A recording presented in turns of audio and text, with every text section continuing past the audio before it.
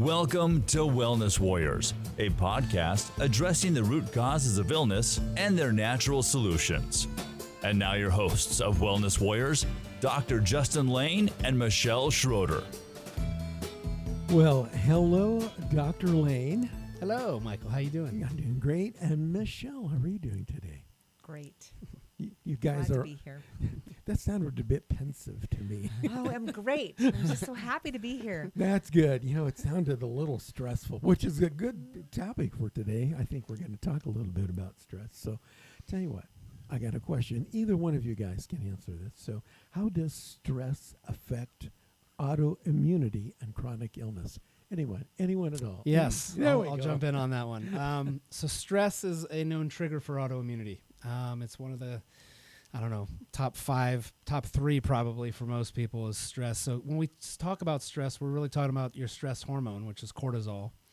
And that can be high, that can be low, that can be high and low.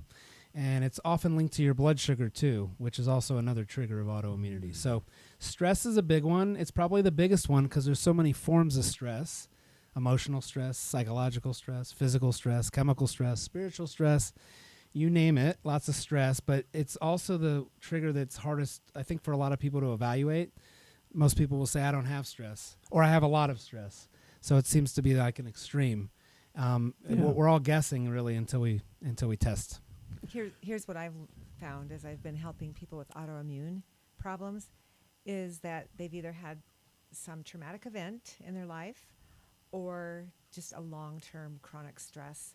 And I'm a believer that it eventually takes health down. Oh. It does mess up the balance between the pro-inflammatory and the anti-inflammatory in your body when you have prolonged stress and cortisol running through too much of that. And my personal experience was that autoimmune was triggered by some very stressful events. I don't think those happened. I don't think that it would have necessarily triggered it. So it actually does change. It's an epigenetic thing where it actually changes how your genes play out. Well, that's good. I was going to ask you, what happens in the body during times of stress that would cause inflammation? Well, the body depends on the stress. Extreme stress, your body goes into fight or flight. So you're running from the dragon, or for some people, it's waking up wide awake at 3 a.m, like it's 3 p.m, and they want to get up and start cleaning the house and cooking food, and it's just the afternoon. So it puts you into a fight or flight response. Your adrenaline gets kicking. That starts to kind of flare things up and destabilize your immune system. So that's the biggest thing. A lot of folks have long-term stress. Like we say PTSD, right? Post-traumatic stress disorder. Well, and often we think of soldiers in combat, and once they're out of combat, the thinking is, well, they're out of combat, so they should have less stress. Well, what you don't realize is those things stay elevated for long periods of time. So stress affects the brain for months and years, even after the traumatic or stressful event. And so, like, people just think, oh, I'm not in that environment anymore. I must not have stress. Yeah. So, and from a neuropathic perspective, things that wire together, fire together. Mm-hmm. So once a person has been through a lot of stress, they have a neural pathway that's when something similar comes up in their life, it just fires it off just like that. So their body now, again, produces cortisol and adrenaline again, even if something isn't actually dangerous. That maybe it happened in a trauma, but now something that's closely related to it or makes them feel similar, it just fires it off and causes stress. Wow. So it's to me, the way I'm understanding that, if someone were to touch my arm, like this, it's no big deal. But if I have a 3rd-degree burn and someone touches my arm that lightly, it's going to fire off and trigger that. So it's kind of like that. Yep. The past traumatic experiences can be triggered simply by something seemingly small and insignificant, but it can just send you right through the roof. Yeah, the nervous system's been conditioned in that way, so it doesn't take much. And your stress cycle, it's designed to keep you safe. It's a really good thing that we experience stress. I mean, imagine if you were being chased by an animal that was going to eat you. You need all of that response, all those hormones to signal, because it makes your blood go to your extremities, gives you more energy to get you out of there. And it shuts down unnecessary things. Like in the moment when you're trying to save your life, you don't need to be digesting food. Right. You don't need to be reproducing. Yes.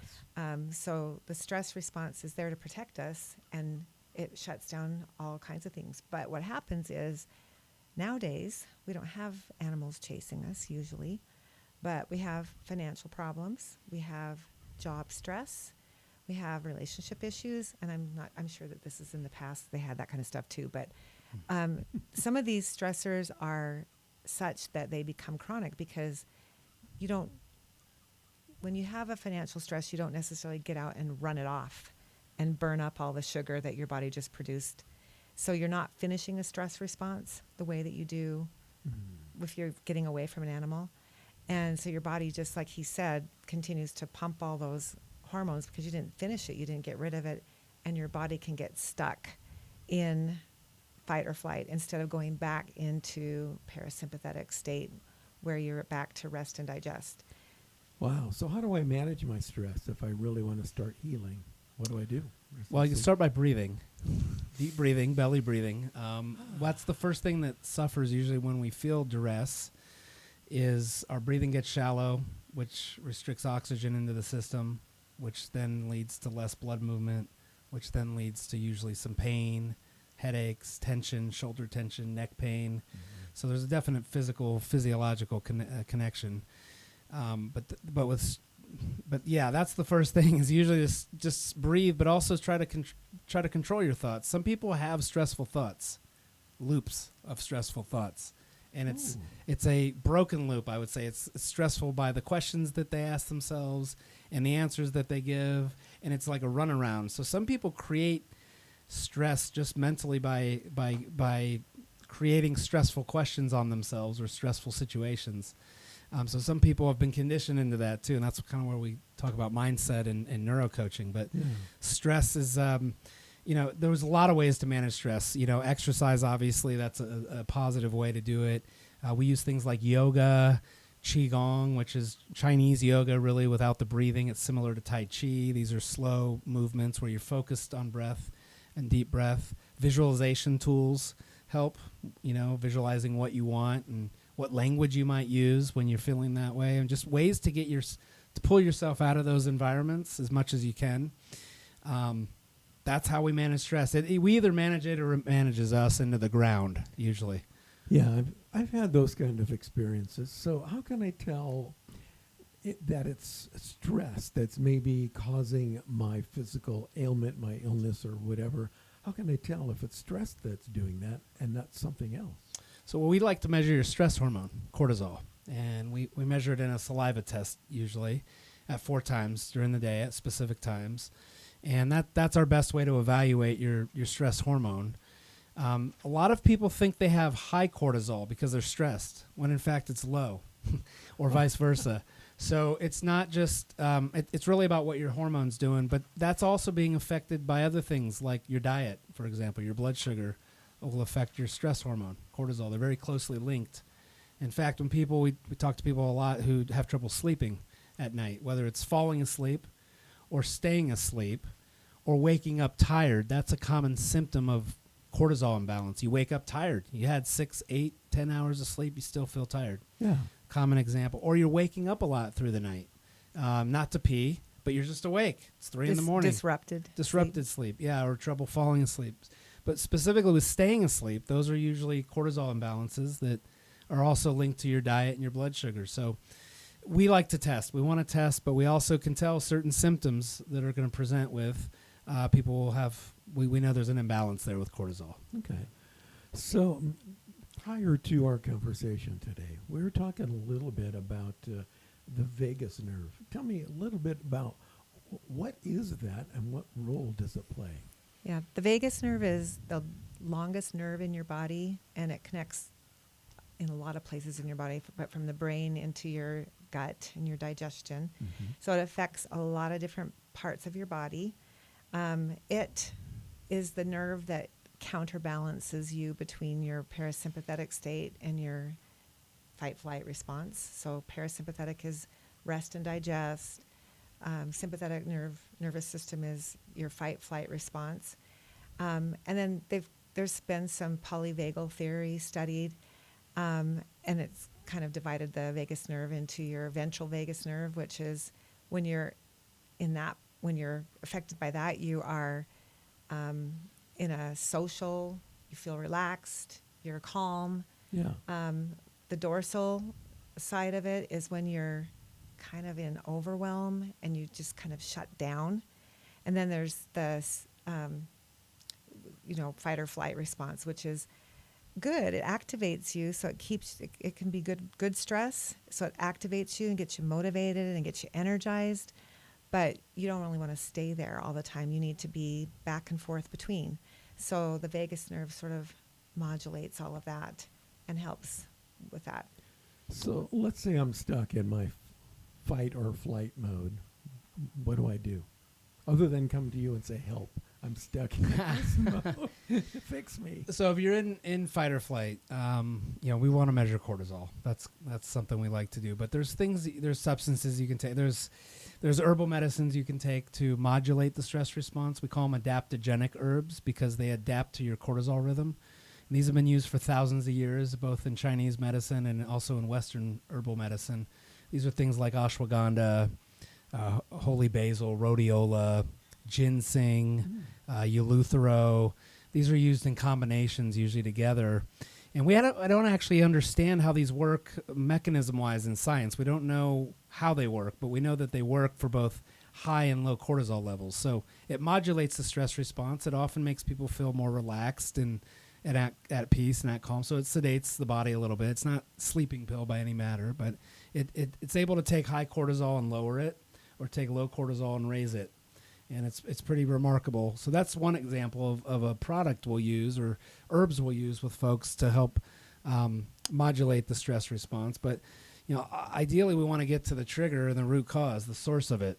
And so that's a little deeper investigation. So would that entail some psychological analysis or something? Well, a lot of times just like being aware of where you are. If you're feeling tense and you're revved up and you're irritable and you're set off really easily, you're not managing your state well, you might be in a stress mode. Also, if you're exhausted, one of the things that happens when your cortisol gets low, I always say, your get up and go, got up and went. That's it. You're not producing enough to have that drive that you normally want to have. So that you can be stuck in parasympathetic state where you just don't have enough going on. If you're feeling overwhelmed or unmotivated, you could be kind of stuck in the parasympathetic state, maybe over in the dorsal vagus area. And so it's you can kind of tell by awareness. So I think sometimes I have some stress tools I give to my clients, and a lot of it is just like helping them figure out like what are their stressors, what are their typical responses to that, how can they modulate those responses, and there are more awareness activities to help them realize it. You can also just kind of gauge it, like I started to say, like, are you feeling relaxed and calm, like when you're with people, or do you feel worried about yourself? And when you're trying to go to sleep, what kind of thoughts? Do you have racing thoughts going through your mind that are hard to settle down and help you go into a sleep state? And he mentioned earlier about people kind of doing it to themselves with their thought processes. One of the reasons that stress is hard to study, like how it affects disease, is because there's such a variety with different people. Because what I might think is just super, super stressful, like coming here and doing a podcast kind of feels stressful to me. Like what I might think is really stressful, somebody else is just totally relaxed doing it. Yeah. And so I might be stressed about something else or not stressed about something else that really flares somebody else up. So it's very personal, and a lot of it has to do with your perception. Maybe years ago, I had a speech experience that wasn't fun, and I think it kind of wired my nervous system to think, oh my gosh, I've got to talk in front of people. I'm going to forget everything. Yeah. and I'm kind of wired that way. And there are ways that you can rewire yourself on that. Well, you're doing a good job today. Yeah. I Yeah. think this is therapy. Yeah. You're welcome. Yeah. It's conditioning there. Yeah. Podcast. I have a cortisol question. So a couple of things. Number one, I don't understand what the heck it is. Number two, I see that there has to be, correct me if I'm wrong, there has to be we need cortisol, but Yes. there's got to be a balance. Too low and you go kind of crazy. Like, now I understand why my mom was doing all those things when I was like 8 years old. And she'd say, all right, you guys go outside and don't come in for an hour. and also I understand cortisol, if you have too much, like if you're a guy, you can get belly fat and stuff like that. So what is cortisol? And So what do you do with this cortisol thing? is a hormone. It's made on top of your kidneys. Your kidneys, your filter, your water filter for your body. And on top of your kidney, there's a little muffin top we call the adrenal gland. It's also called the adrenal cortex, other names, but the adrenal gland, that's where cortisol is made. Okay, so it has a gas pedal and no brake, meaning any perceived stressor triggers the release of cortisol from your adrenal gland. After that, it's up to the brain to manage. So cortisol often governs the brain, actually. Most people don't think that, yeah. So cortisol gets released out of the gland. If we're not making cortisol, that's often called adrenal fatigue. What we call them are flatliners. These are people that have very, very little cortisol throughout the day. That's usually an autoimmune disease called Addison's. Their immune systems attack their adrenal gland. Now they can't produce cortisol. Very few people experience that. But once those are those people, very low cortisol, or people taking steroids, for example, prednisone, that can suppress your own cortisol production. So sometimes it's medically induced. Another reason, once it's released, though, it's up to the brain to manage cortisol. So cortisol governs a part of our brain called the medial temporal lobe, which is where our hippocampus lives. Our hippocampus is our learning and memory center. So cortisol governs that part of the brain. So when we start developing brain fog or short-term memory loss, it may be a cortisol imbalance. It can feel like the stress response in the brain can feel like dementia or Alzheimer's if you don't know the difference. At first, it can feel like that, like I'm losing it. I'm losing my memory. Yeah. So that's the impact stress has. So we measure the hormone for those reasons, but the hormone itself governs your brain function. So learning and memory pathways can be affected with cortisol. We talk about belly fat, weight gain over the midsection. That's opposite the adrenal gland. That's often where we gain weight with stress. We can feel anxious. We can feel depressed. We can have salt or sugar cravings. Usually those go together. Savory and sweet. Those are blood sugar and stress responses together. We can have some unexplained itching, like random symptoms sometimes can be explained with cortisol imbalances. But generally speaking, it's a brain function test. So when we run cortisol and they're not flatlining, meaning they're producing, it's often more reflective of what's happening with the brain and its effect on the brain. Well, and also, if you have long-term dysregulated cortisol, you're going to have inflammation. Yep. And inflammation, when you have that, you've got brain fog. That is brain fog. Yep. Mm-hmm. Yep. And that can affect things like your cognitive abilities, your Memory. long and your short-term memory. Mm-hmm. And wow, what were we talking about again? Yeah, huh? Oh yeah. What was that? We got to measure your cortisol, Mike. What was that? Hook me up. No, that's really interesting. I think, so maybe people that are experiencing what they think is early signs of dementia, maybe it's a cortisol imbalance. It's a stress response, yeah. Same thing with digestion. There used to be a term that was used pretty frequently called nervous stomach. Right? I'm under stress and, my digestion. So cortisol is one of the hormones that helps to make and maintain our intestinal barrier, along with our thyroid hormones and testosterone and estrogen. So when we're under a lot of stress or we're enduring a stress response, it can physically affect our digestion. It can create a leaky gut. It can lead to a barrier breach. So In a very short amount of time. It can do that. Wow. Yeah, so it affects your digestion, your absorption of your nutrients, things like that. People just don't feel good when they're under stress. They don't feel like eating, but it affects you physically and physiologically. So those are things people don't think about. They're like, oh, well, how does stress affect my digestion? Well, that's how. When I was a young girl, age 9, I had 4 siblings, and my parents adopted 7 more children. So there was overnight, we doubled our family size. And the response my body had to the stress that created was digestion issues. And those started when I was 9 years old. And for about the next year and a half, I often had doubled over pain. Oh. My parents kept thinking I was having a appendicitis attack, which it never was. I believe, looking back on it now, I believe it was stress. So life events can really create a problem with your digestion. And as I aged, I don't think I ever got it on top of it. And I believe it led to autoimmunity for me. So when I was diagnosed with lupus, at the time that I was diagnosed, one of the biggest things that was going on with me was severe digestive issues. Undigested food in the stool, back and forth between constipation and diarrhea, lots of stomach pain, all kinds of things like that. And again, during that time frame, I was also going through a severe amount of stress. And so I think some people, that is the biggest area that it affects, is their digestion. That's amazing. I never would have thought of any of that. It seems like such a simple thing, stress. I'll just get rid of stress and it will cure all these things.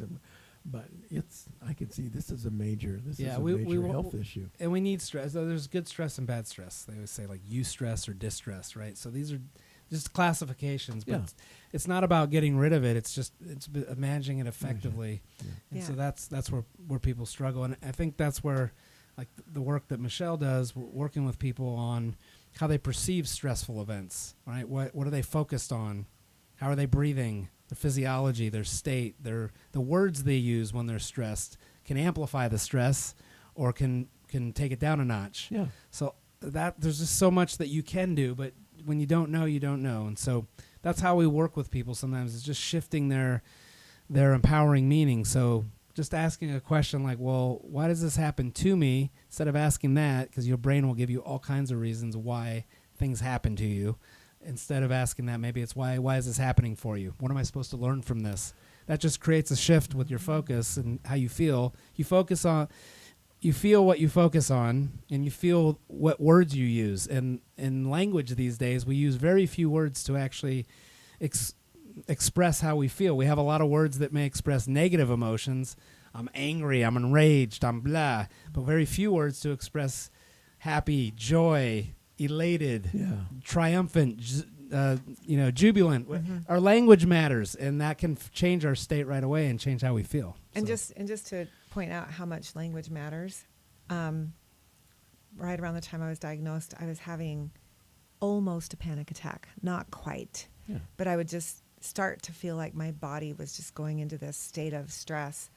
And I had read the book by Norman Vincent Peale about language, and he had said, and he's an older author, and he had said words like tranquility and calm and just words like that. And so when I would start to go into this state, I would just use tranquility, calm. I'd say those words, and my body would come out of the state just by saying words. Incantations. Yep. Yeah. And it's like you can become, also another thing you can do is just get really present, like get in your body. When you're stressed, you're not really in your body. Your mind's over here. It's floating around. If you can just bring your attention into your body, even like do a body scan, and just start to notice like, where's the tension in my body? Just start at the top of your head, and then just, if you have tension in your jaw, just let the jaw loose. Drop your tongue, and then move down your body. Where's the tension in your shoulders? And just notice that and relax and take a deep breath, because that really helps a lot too. So if you can do some getting present, mind-body relaxation techniques are really, really good. I think that's great information. So if someone has more questions and they'd like to schedule a free initial consultation with you, Dr. Lane, how can they get a hold of you? So they can reach us at elementalnaturalmedicine.com. That's our website. You can also call us. I believe the number is probably going to be below in a link. Yeah. That's a starting point. We do offer initial complimentary consultations, about 30 minutes, and that for us is a starting point. I believe Michele offers similar. Okay. We usually work together, so when they see me, they're usually going to see Michele as well. But people can do either or sometimes.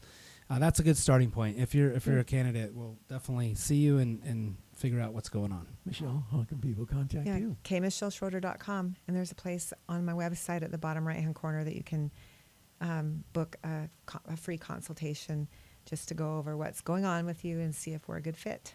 And I want to point out that it's the initial K, not the word spelled K-A-Y. True. And it's Michele with only one L. Yes. Okay, so there we go. Yeah. I'm going to give a teaser for our next one. In the next episode, you're going to discover why poor sleep might be blocking your healing and what to do if you're exhausted but still can't go to sleep.